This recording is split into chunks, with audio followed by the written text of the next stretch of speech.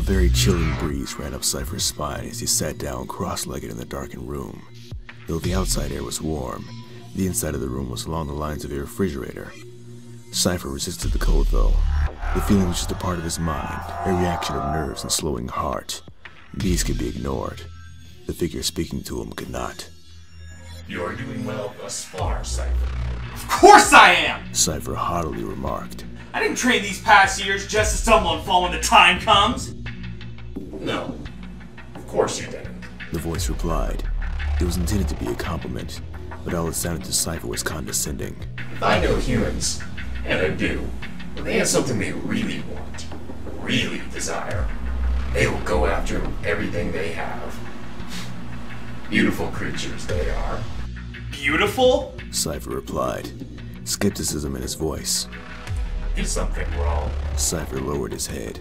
Of all the things I expected you to say, beautiful's not one of them. The voice let out a low chuckle which put an image in Seifer's mind. An image of a man smirking at him, as if he were just a student whose view of the world was so painfully restricted. Oh, but they are. Beautifully predictable. There are 3 types of fools in this world, Seifer. There are the fools who ridiculously devote their lives to slowly killing themselves in the name of a person, a group, or even a country. We are the fools who spend their lives keeping to themselves, thinking of only themselves, and making long-term plans to help no one but themselves. Like your father. And what's the third? Seifer cut in. Any mention of his father sent a hot flame boiling in his blood. The third are the fools who have nothing and therefore scheme to have everything. Or if they cannot have it, then they make sure no one else can ever have it. You call me a fool? A necessary fool. A fool needed for a purpose. Be glad, Seifer. Most fools are never deemed necessary. You are the rare few. Seifer bit back an angry retort. He was treading on thin lines here, and he did not want to say something and screw up all their chances. The voice let out another chuckle. As expected.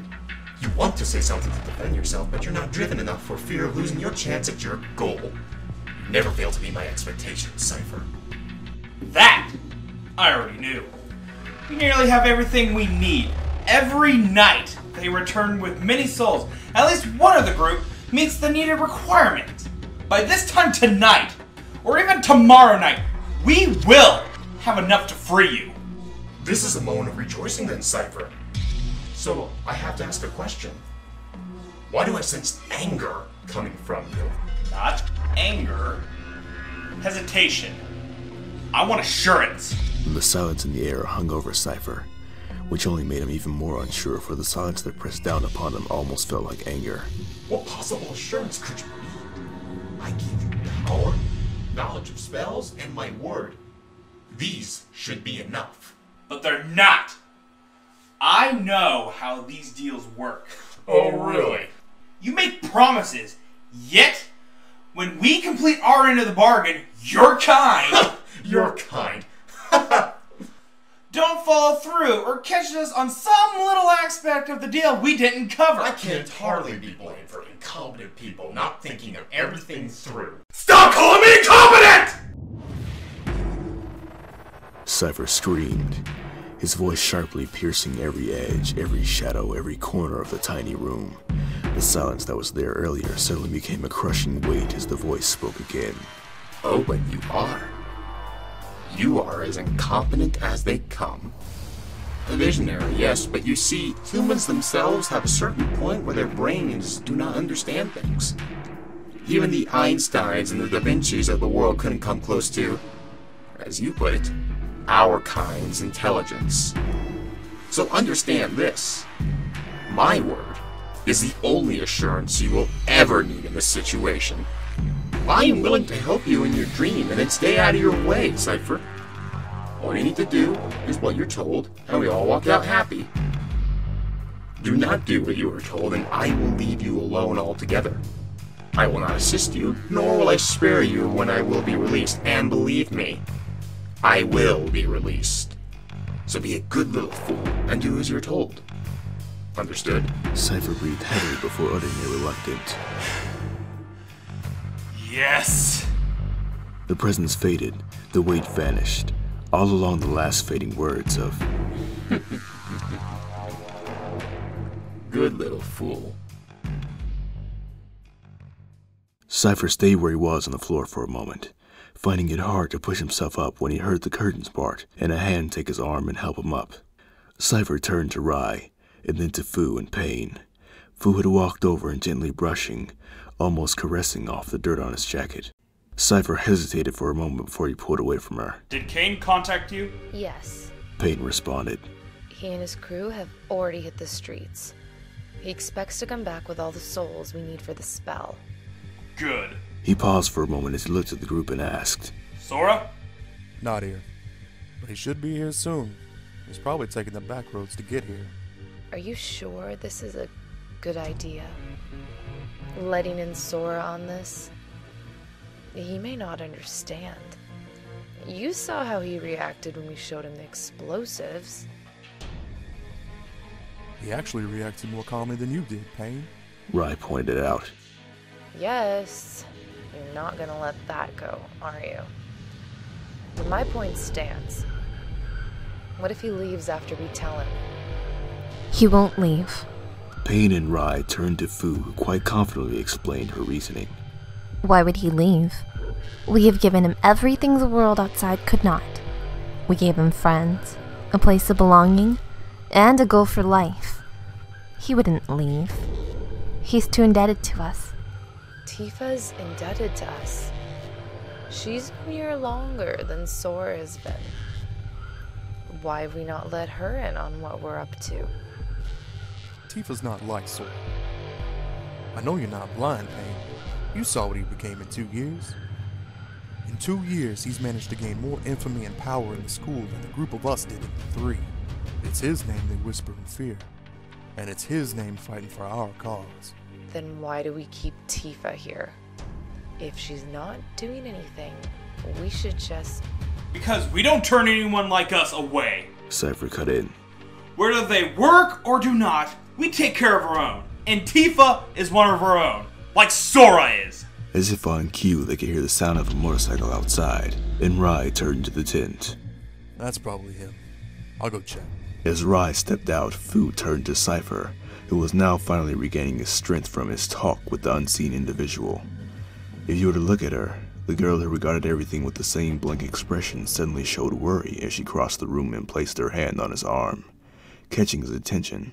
You don't look well, she stated. Seifer chuckled. As usual, Fuu. Your ability to state the obvious is astounding. Seifer grimaced a bit as Fuu's hand grip tightened on his arm. A little energy loss is nothing to the power that has been bestowed on us. I can barely feel it. liar. Fuu, after tonight, it won't even matter.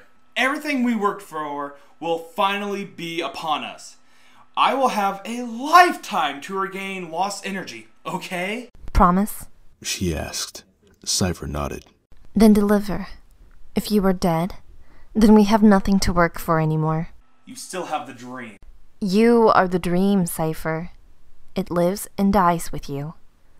So don't die, okay? Any further response from Seifer was cut off when a large boom echoed from the streets. The three teenagers' shock was punctuated by the timely arrival of Rai, who came to them nearly white as a ghost. What the hell was that? What did that? I saw... Rai began, stopping as if his own brain was having a hard time processing it. I saw a motorcycle. Sora? No, not Sora. Definitely not Sora. I saw the motorcycle shoot down the street. Everything it passed caught on fire, exploded. A motorcycle? You expect us to believe a motorcycle did that? Yeah, I do. Because that was no ordinary motorcycle. They can't go that fast and make explosions like that. Seifer felt a chill run up his spine as he crossed the room and passed the tarp leading outside. He stood in the alley that led from their secret place to the streets. Sure enough, a thin trail of fire, burning cars, and melted lampposts littered the streets before him. Seifer has seen many things these past few years, but this one left him puzzled and a little frightened. What the hell did this?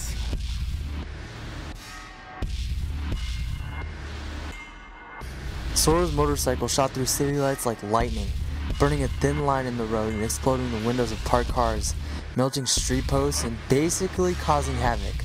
Sora himself tightened the grip on the handlebars, praying that he would not get launched off the bike at these speeds. The front wheel of his bike glowed bright orange and even it burst into flames on the occasion. The bike seemed to know where to go because Sora could not even steer the bike or even try to slow it down. All he could do was hang tight.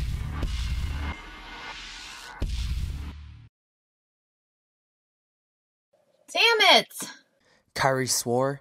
She had once again found herself on the street she didn't even want to be on. Kairi may have been an expert at being the perfect daughter at her father's parties, but it didn't mean she liked nor preferred it, which explained why she was very grateful when her mother said she could sneak out the back and go to meet her friends if she liked. Upon hearing that, Kairi got changed into more casual clothes and planned on heading to the shopping center to meet her friends. However, like all plans, this one did not work the way she wanted it to. When she went to take the bus to the shopping center, it was there. As she sat in the comfortable seat, she felt her fatigue catch up to her, and the second she shut her eyes, she found herself 5 miles away from where she wanted to be. So, instead of being at the shopping center, she ended up getting lost near the old steel mill on Hell's Highway, named for its slime and criminal infestation. It was definitely not the place for the mayor's daughter to be. Kairi decided to double back, call her friends, and see if one of them can come pick her up. But as she rounded the corner, she bumped into someone. Oh, I'm sorry, Kairi stopped midway. The person she bumped into was a biker, and he had a helmet of sorts over his head, so Kairi couldn't see his face. The biker turned around to face her, and suddenly, Kairi felt a lump form in her throat. This could be bad. I'm sorry, I'll, leave now. Kairi said hurriedly. She didn't want to stay any longer at this spot. However, before she could get any farther, 2 more bikers came out of the alley and cut her off from walking away. Kairi decided to cross the road and get to the other side of the street, but she was also cut off by 2 more bikers holding steel pipes in their hands. Kairi was boxed in. Her fear was beginning to grow when she realized that there might be no way she could get out of this alive. I think One of the bikers spoke. we're gonna fill tonight's quota, boys. The other bikers gave a low chuckle and Kairi didn't like the way this sounded.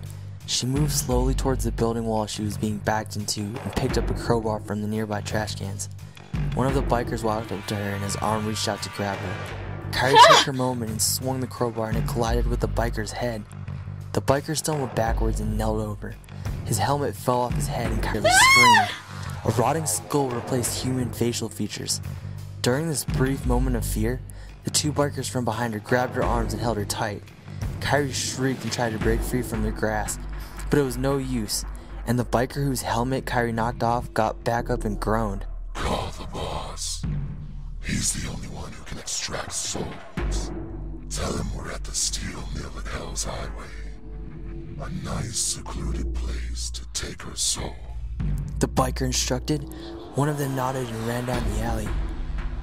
Then he turned towards the 2 holding Kairi and motioned for them to follow them. They nudged Kairi forward and she tried to fight back, but the bikers were too strong. The bikers opened the gates to the steel mill and led her to an open area. Kairi whimpered in fear and pain as the bikers stood around and waited. Kairi never felt so truly helpless in her life. She didn't know what the hell they meant, but she knew the end result wasn't going to be good. Now, Kairi didn't know any prayers. She began her own prayer, asking God for an angel to come and save her. Sora held on to the bike as it entered a warehouse of the steel mill on Hell's Highway. The bike skidded into a halt and threw Sora off the side of the bike. He fell on the ground and skidded across the metal floor until he came to a stop. Sora groaned in pain, and as he stood up, he felt his eyes itch in a terrible burning way. And when he saw his reflection, the answer became apparent. Smoke was pouring out of his eyes. He pressed his hands to them to try and stop the smoke, but he only yelled out when his hands touched his face. They felt like a red hot poker that was the size of his hands. Sora looked down at his feet and cried out in surprise. His shoes had caught on fire, and with every step he took a burning shoe print that was left in its place. Sora cried out as smoke burst from his hands, yet when he yelled out there was something different about his voice. It was demonic, oddly echoing and raspy. Sora couldn't take the burning feeling that racked his body, and he began to yell in pain. It was long and drawn out, because that's what it felt like to him. Then something happened that no one would expect from someone in pain. Sora began to laugh. His laugh was crazed and emphasized with a demonic, raspy tone. His insane laughter continued as small cuts were being burned into his face. Soon his hands had cuts being burned into it, and his eyes had caught flame and began to burn. And yet he continued his laughter. His hands fiercely popped as flesh began to burn to reveal white bone. His hair began to burn down to his scalp, and it melted away as well. Sora's face was practically gone. The skin was being burned away until finally there was only a white skull for his head. The skull lowered its head and he hunched over a little. He remained that way for several seconds until two red orbs appeared in his eye sockets, like fiery eyes. There was a red glow from inside his clothes, then a jet of flame shot out from the rib cage and covered his head in a veil of flame. It spread all the way to his skeletal hands as well. Then finally the skull straightened out and lifted his head. And when he stood upright, he gave a raspy roar, as if letting the city know that Sora was gone. All that remains is the Ghost Rider.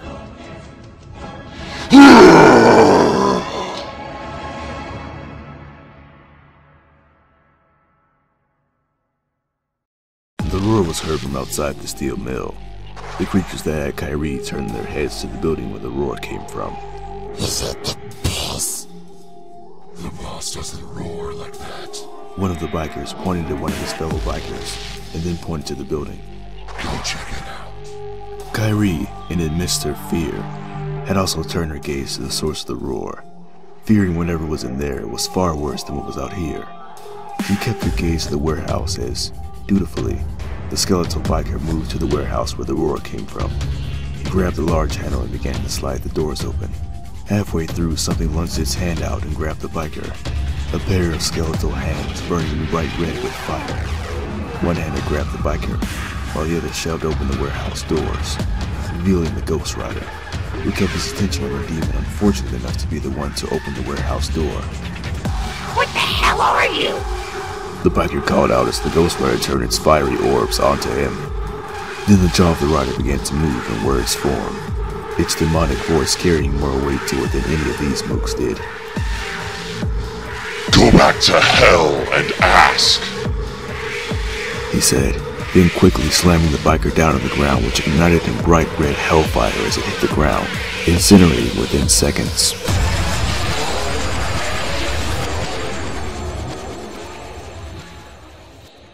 The mooks, as it were, drew various weapons, everything from steel pipes, knives, and even a pistol or two were seen.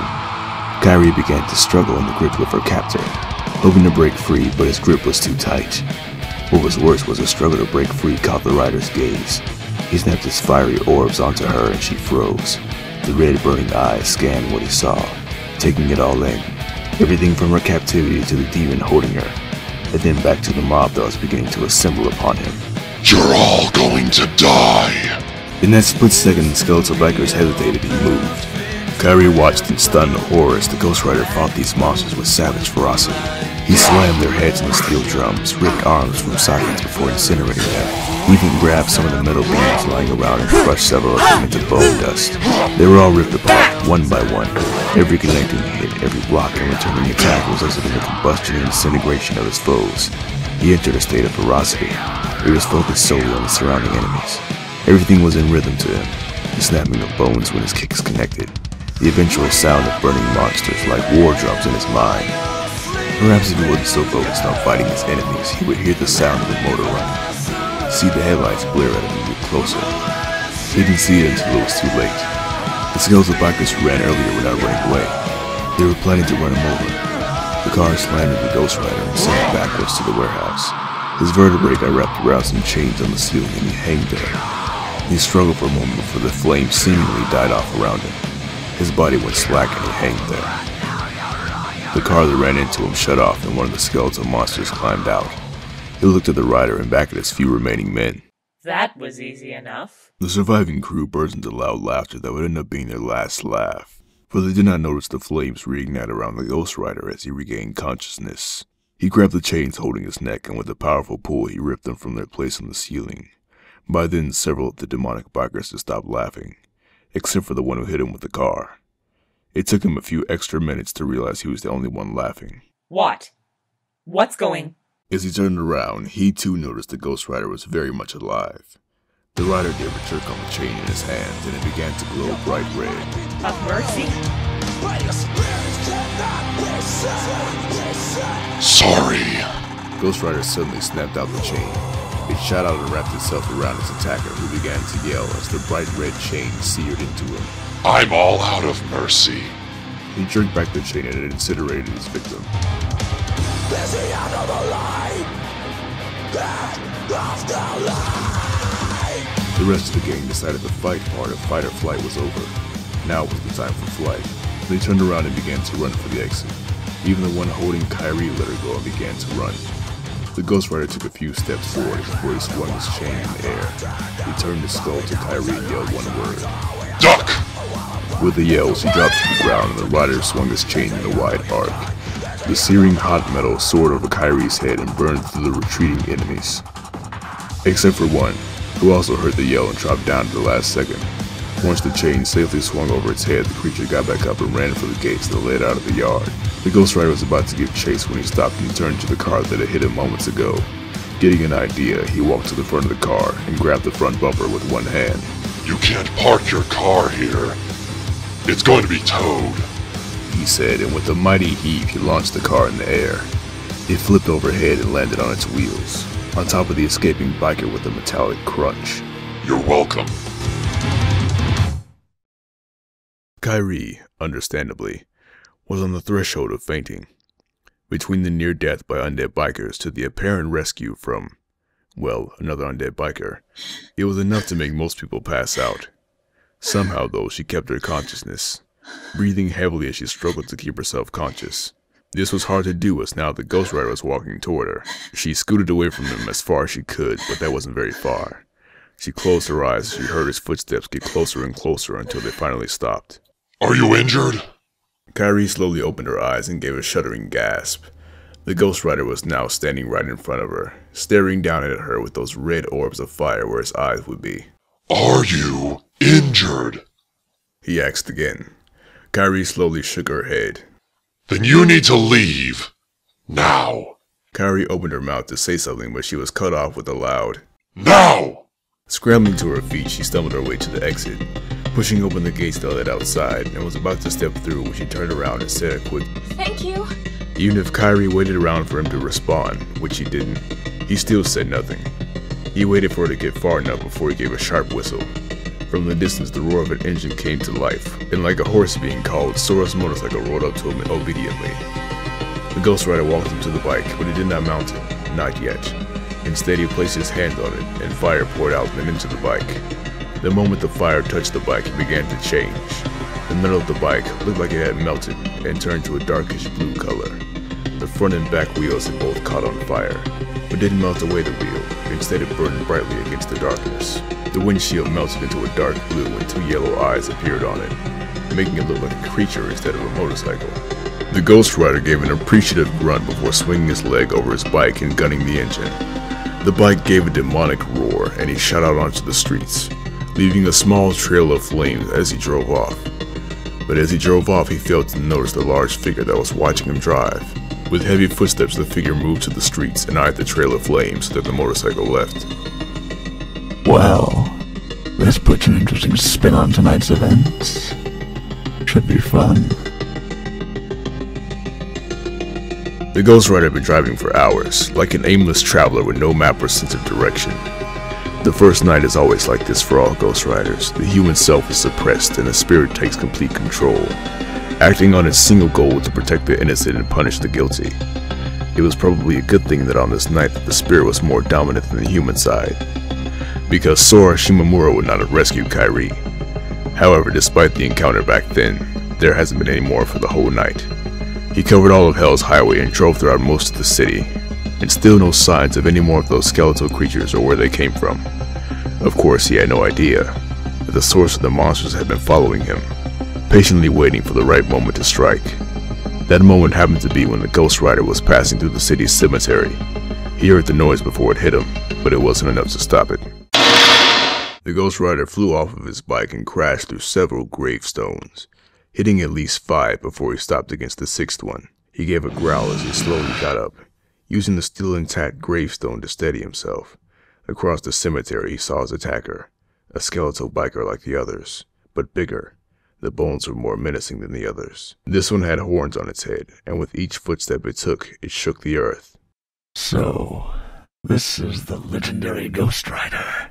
The Ghost Rider stood up to full height, cracking his neck as he stared at his attacker, but he did not speak. No words? Not even a go back to hell? I am disappointed. The attacker took a few steps forward before his foot bumped against the fallen motorcycle. Ghost Rider's skull looked down at the bike and looked at his attacker. Don't touch my bike! Ghost Rider snapped his hand forward and the chain shot out and wrapped around his attacker's arm. But in a rather surprising move, his attacker laughed, grabbed the chain, and with a lunge, he swung Ghost Rider around and threw him backwards. The rider yelled out as he bounced against the cemetery grounds like a rag doll.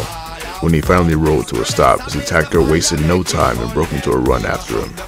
With huge steps, he bounded to the Ghost Rider as he was still getting up.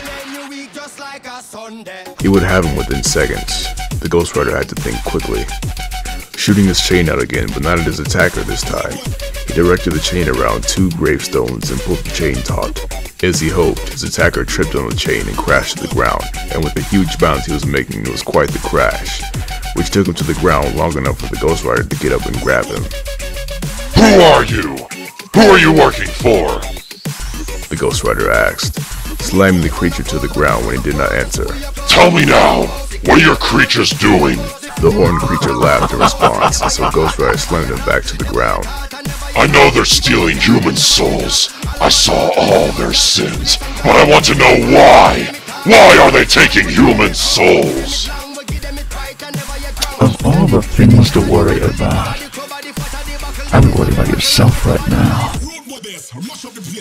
He pointed his bony finger to look ahead, and when Ghost Rider looked up, he saw it. The sun began to rise, and the moment the sunlight touched his body, he felt weird. The rider felt like tons of pressure was being forced on his body. He let go of the horned creature and looked at his hands. He saw the flame had died, and his skin began to grow back on his hand. He cried out and fell to the ground, writhing in pain as he was being forced back into human form. The brighter the sun got, the more human Ghost Rider looked. Soon his skin was fully recovered and his hair had grown back. He had turned back into Sora. There's the rub about being the Ghost Rider. You can only become the Ghost Rider when it's dark and in the presence of evil. But in the daylight, you'll be mortal. Which means I can kill you quite easily now. The monster pulled out a shotgun and aimed it at Sora, who was too weak to even move. Just as the monster was beginning to pull the trigger, there was a yell, and from the tall trees that stood on the cemetery plot, a floating red cloak appeared and floated over Sora. Before the monster could react, the sound of gunfire filled the air, and bullets shot out from the red cloak, slamming into the creature. The horned biker threw up his arms to protect itself, and while it did that, the cloak floated over to the motorcycle and seemingly consumed that as well, then flying to the city as if it was being guided by a strong wind. When the horned monster lowered its arms in time to see the cloak fly off, he cursed loudly, running off away from the graveyard to the dark alleys of the city, where the rider wasn't the only one who couldn't stand the sunlight.